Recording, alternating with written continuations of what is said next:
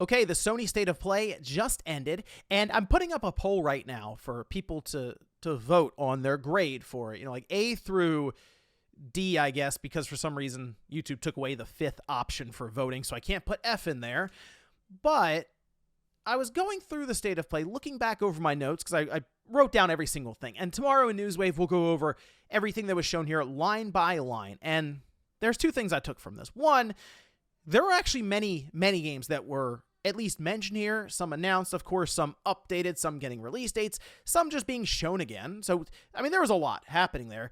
But then the other thing was Sony once again held a State of Play that they actually weren't part of very much. And this is something that, just a quick brief look as I'm starting to record this video here on like social media, other people are also starting to notice, and it comes back to something that myself and many people mentioned last year, that we would eventually really start to feel in these different showcases throughout the second half of this PlayStation 5 generation. That's what we're going to go over here today. So guys, enjoy this video. Make sure to hit that like button. Subscribe if you're new. So the State of Play did end up running about 45 or 46 minutes. So it was indeed 40 plus minutes. And I didn't go through and count necessarily all the announcements. There's definitely 22, 23 at least different announcements and games that were talked about here. And I think there's still some other details when it comes to like the PlayStation Plus stuff. So I'm curious. I need to go back and double check all of that for the show tomorrow. But as I'm going through this, I mean, there were some good announcements here. Like, to open up with Monster Hunter Wilds, I assumed it would be there. So I'm sure there are many people who are just excited that we're a few weeks out from the launch of a big Monster Hunter game. But then to go in Shinobi Art of Vengeance, that game looks awesome. So to me, and then they went into Sonic Racing Crossworlds, a new Digimon game, and then Lost Soul Aside. That's a pretty strong opening. It's like boom, boom, boom. Bunch of new and interesting looking games. Great. But then from there, as we're going through, you're starting to realize something. You're like, okay, where's the PlayStation Studios logo? Is it going to pop up eventually? And we actually had to go a bit into overtime to get to it. Yeah, the first PlayStation Studios logo didn't appear until we got, I think, the Days Gone remastered, but even that was just like a remaster. Oh boy. So there's a PlayStation Studios announcement for you. A remaster for a game that we didn't get a sequel to because the studio who made it didn't actually want to go through with the pitch to Sony. They shot it down themselves. And then they worked on a live service game which got canceled, and now they're back to square one. So, hey, maybe now they'll go through with that pitch because there's a remaster to remind everyone that it still exists. Now, PlayStation 5 Pro support, new content, $10 upgrade, April 25th. Okay, great. So I was not a big Days Gone person back then. You know what? Maybe I'll check it out again here just for the, if nothing else, the PS5 Pro support and the ability to talk about the update a bit more in depth, maybe on Click R3. All right.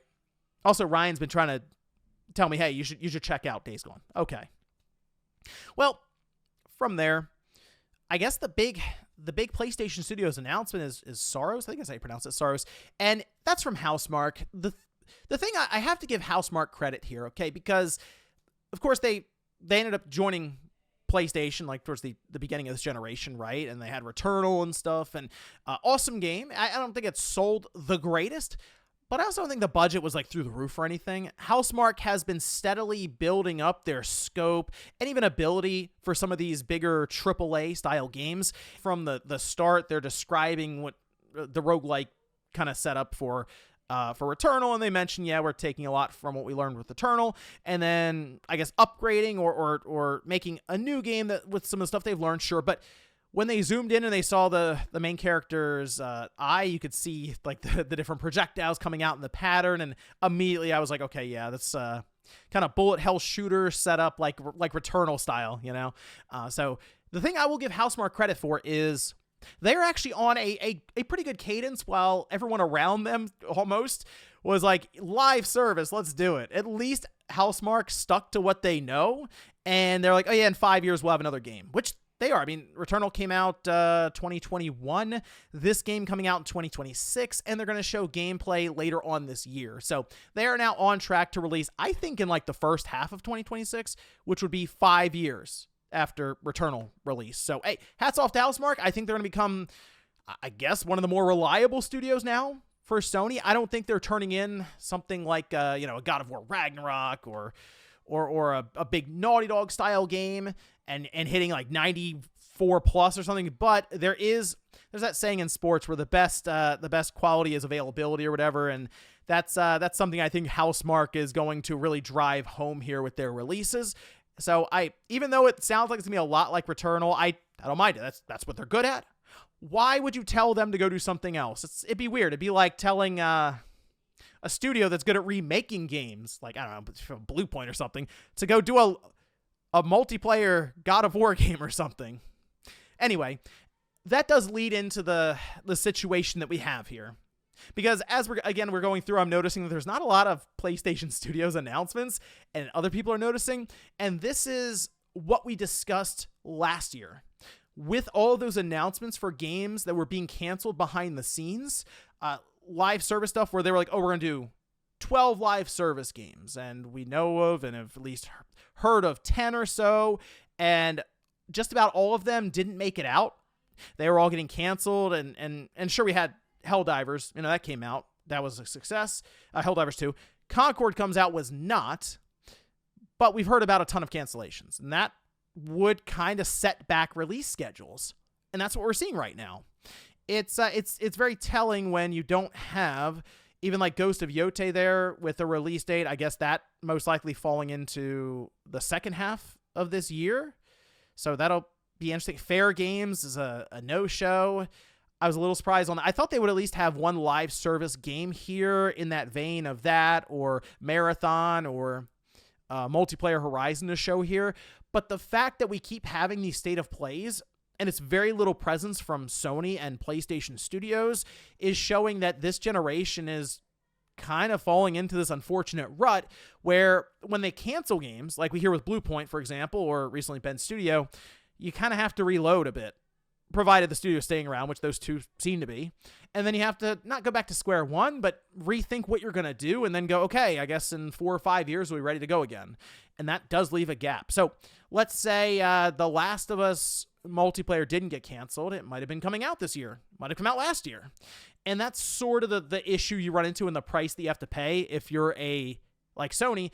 You go out and you start looking for third parties to try to fill the gaps. But even if you have something like a Lost Soul Aside, people don't really look at that and go, oh yeah, PlayStation Studios, that's definitely filling in the gaps. No, they're going to go, okay, where's Sony Santa Monica, right? Where's Blue Point? Where's Bend? And the list will go on and on and on. And then you realize, well, half of them are probably working on PlayStation 6 games right now. So I do look at this list again of games, and there are quite a few. And I just don't see anything that's really hard-hitting from Sony's angle. I see some good third-party stuff here. Don't get me wrong. I mean, Borderlands diehards, I'm sure, were super excited to hear the release date for it. The fact that there's a dedicated state of play for it, which was interesting, but I guess once again goes back to the idea that Sony has to start putting more and more emphasis on third-party games to fill in the gaps here as they get to seemingly 2026. Maybe Intergalactic along with Housemarque's Saros game here and maybe another one. But we keep they've been kicking the can down the road a bit, and I'm kind of thinking 2025 is going to feel like a bit of maybe a gap year for Sony specifically. Not that there won't be games to play on the system, but that it will be a lighter year for Sony, and hopefully they can get Ghost of Yote out towards the end of this year to kind of fill in there. So interesting stuff, though. But let me know what you guys thought about this state of play down below. I think just in general, like a smattering of games, it was pretty good for a couple of reasons. One, there were a bunch of release dates here, and some of them coming soon. One game even dropped today. There's like demos to look forward to. And two, there wasn't a lot of talking. Like they'll just all of a sudden swerve off to the side and have someone talk to you for like 5 or 6 minutes about just random stuff. Didn't happen here. It was pretty quick to the point, and at times just trailer after trailer after trailer after trailer, and then they were off and done. So in that regard, with the pacing, it was good. But in terms of tuning in for a Sony state of play to see Sony-specific games, not great. But let me know what you guys think about this one down below. Thanks so much for watching, and I'll see you next time.